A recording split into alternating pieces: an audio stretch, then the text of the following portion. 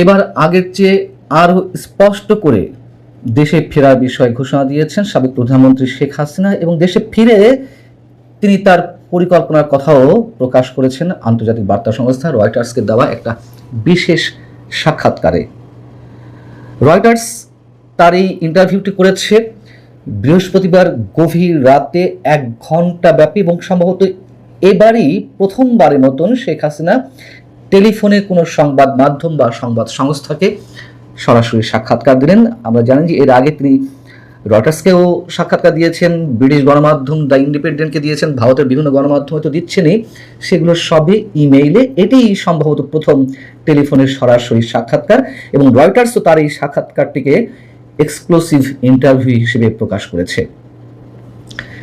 তিনি তার সাক্ষাৎকারে যেই মূল বিষয়গুলো নিয়ে এসেছেন সেটি হচ্ছে তিনি ডিসেম্বরেই দেশে ফিরবেন এবং দেশে ফেরার পর তিনি তার দলীয় নেতাকর্মীদের নিয়ে আত্মসমর্পণ করবেন। দেশে ফেরার পর যদি তার মৃত্যুর মুখোমুখি হতে হয়, তাকে কেউ যদি হত্যাও করে, তারপরেও তিনি ডিসেম্বরে দেশে ফিরবেন।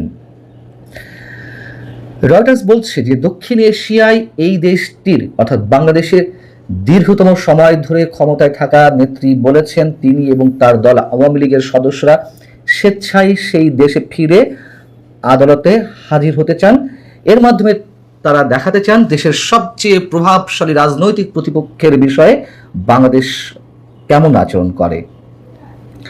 রয়টার্সের এই যে সাক্ষাৎকারটি প্রকাশ হয়েছে তার শিরোনাম হচ্ছে Bangladesh is Hasina plans December return with party colleagues to surrender. আমি এই সাক্ষাৎকারটি দীর্ঘ, মোটামুটি একটি বড় অংশই আপনাদের সামনে হুবহু বাংলা করে জানাচ্ছি, তারপর না হয় সামান্য বিশ্লেষণ করব। এখানে বলা হচ্ছে যে শেখ হাসিনা যেটি জানিয়েছেন, দেশে ফেরার পর তারা আমাকে গ্রেপ্তার করতে পারে, এমনকি আমাকে হত্যাও করতে পারে, তবু আমাকে যেতেই হবে। আমার দলের নেতাকর্মীরা চরম দমন পীড়নের শিকার হচ্ছেন। যদি মৃত্যুই আসে তবে আমি চাই তা যেন আমার নিজের মাটিতেই আসে, যেখানে আমার বাবা মাকে সমাহিত করা হয়েছে এবং যেখানে তাদের রক্ত ঝরেছিল। শেখ হাসিনা রয়টার্সকে বলছেন যে আমাদের প্রায় সব নেতাকর্মীর বিরুদ্ধে মামলা দায়ের করা হয়েছে এবং তাদের অনেকেই আত্মগোপনে রয়েছেন। তাই আমি বলেছি যে এবার আমি দেশে ফিরছি এবং একদিন আপনাদের সবাইকেও আসতে হবে। আমরা সবাই মিলে আদালতে আত্মসমর্পণ করব। যদিও শেখ হাসিনা নির্দিষ্ট তারিখটি জানাননি যে ডিসেম্বরের কোন দিনটিতে তিনি দেশে ফিরবেন এবং কোথায় আত্মসমর্পণ করবেন, এই ধরনের বিস্তারিত কিছু বলেননি। তবে তিনি বলছেন যে আমি ন্যায় বিচারে বিশ্বাসী এবং আমার মনে হয় আইনি প্রক্রিয়া শুরু হলে জনগণের কাছে স্পষ্ট হয়ে যাবে যে আদালতটি কতটা প্রহসনমূলক, আর আমি সেটাই প্রমাণ করতে চাই। এবং দেশে ফেরার বিষয়ে বাংলাদেশ সরকারের সঙ্গে কারোর সাথে কোনো ধরনের কথা হয়েছে কিনা তিনি বলছেন তার যে পরিকল্পনা রয়েছে সেই পরিকল্পনা বিষয়ে ঢাকার বলতে মানে বাংলাদেশ সরকারের কারোর সাথেই কোনো ধরনের কোনো যোগাযোগ হয়নি।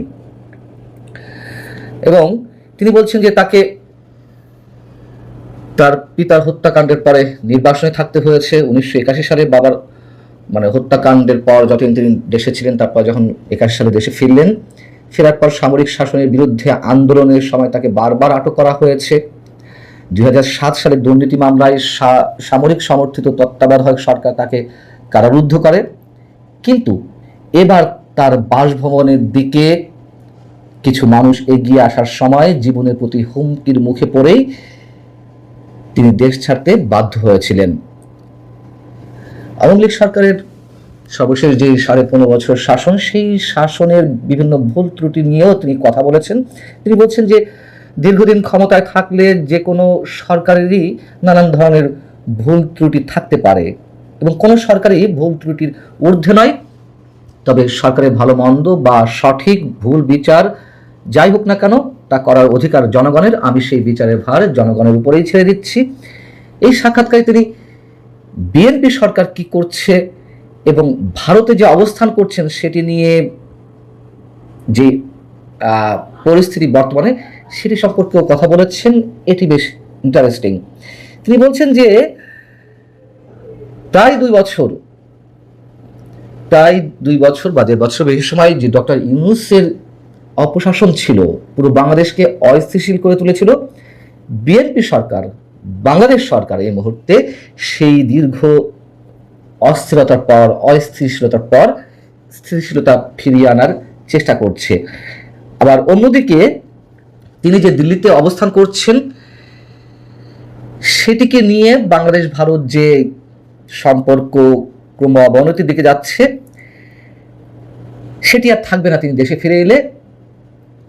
মানে একদিকে তিনি বিএনপি সরকারের প্রশংসা করছেন খানিকটা, আবার তিনি ওই বিষয়টিকেও ইঙ্গিত করছেন ভারত বাংলাদেশ সম্পর্কের দিকে, যে আমি ফিরে গেলে এই সম্পর্ক আর নিশ্চয়ই খারাপের দিকে যাবে না।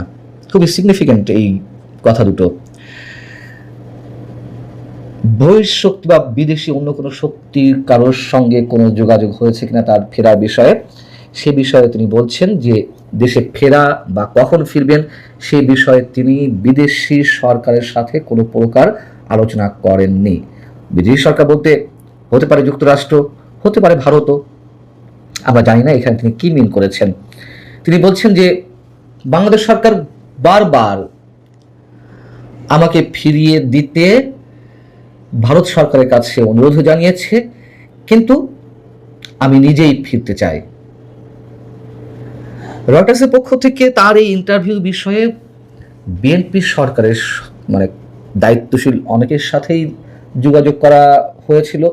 রয়টার্স যেটি দাবি করছে যে তাদের যে ইন্টারভিউ শেখ হাসিনার, সে বিষয়ে সরকারের কারো কাছ থেকে কোনো ধরনের কোনো মন্তব্য পায়নি বা কেউ মন্তব্য করতে চায়নি। আবার ভারতের পররাষ্ট্র মন্ত্রণালয়ও শেখ হাসিনা যে ডিসেম্বরে দেশে ফিরে তিনি সহ তার দলের নেতাকর্মীদের মানে আত্মসমর্পণের কথা বলছেন, সে বিষয়েও ভারতের পররাষ্ট্র মন্ত্রণালয় কোনো ধরনের কোনো মন্তব্য করতে চায়নি বা সাড়া দেয়নি রয়টার্সের প্রশ্নের ক্ষেত্রে। এখন প্রশ্ন হচ্ছে, এই সাক্ষাৎকারটি নিঃসন্দেহে অনেক বেশি বিশ্লেষণাত্মক। সবচেয়ে বড় কথা হচ্ছে দুটি সিগনিফিক্যান্ট পয়েন্ট, যেটা আমি এর আগে উল্লেখ করেছি। বিএনপি সরকারের খানিকটা হলে তিনি প্রশংসা করেছেন যে ইউনূস যে অবস্থা রেখে গিয়েছিল সেখান থেকে দেশকে স্থিতিশীল অবস্থায় ফিরিয়ে নেওয়ার চেষ্টা করছে বিএনপি সরকার। আরেকটা হচ্ছে ভারত বাংলাদেশ সম্পর্কের ক্ষেত্রে। তবে হতে পারে তিনি যদি দাবি করছেন যে বিএনপি কারোর সাথে তিনি আলোচনা করেননি বা আলোচনা হয়নি, হতে পারে। তবে আমার ধারণা আলোচনা কিছুটা হলেও হয়েছে। সব কিছু তো আর সবসময় সব জায়গায় প্রকাশ করা যায় না, হতে পারে বা নাও হতে পারে। আবার যে ইন্টারন্যাশনাল কোনো কানেক্টিভিটি এর মধ্যে নেই তেমনটিও মনে করার কোনো কারণ নেই। আর ভারত সরকার জানে না, এটি মনে করার কোনো কারণ নেই। তিনি তার জায়গা থেকে বলছেন, অবশ্যই অনেক ধরনের কৌশল অবলম্বন করতে হয়, সেটি হয়তো করছেন। তবে বাস্তবতা হচ্ছে তিনি দেশে ফিরে তার নেতা কর্মীদের নিয়ে আত্মসমর্পণ করবেন, এখানে একটি প্রশ্ন আছে। কতজনকে নিয়ে তিনি আত্মসমর্পণ করবেন?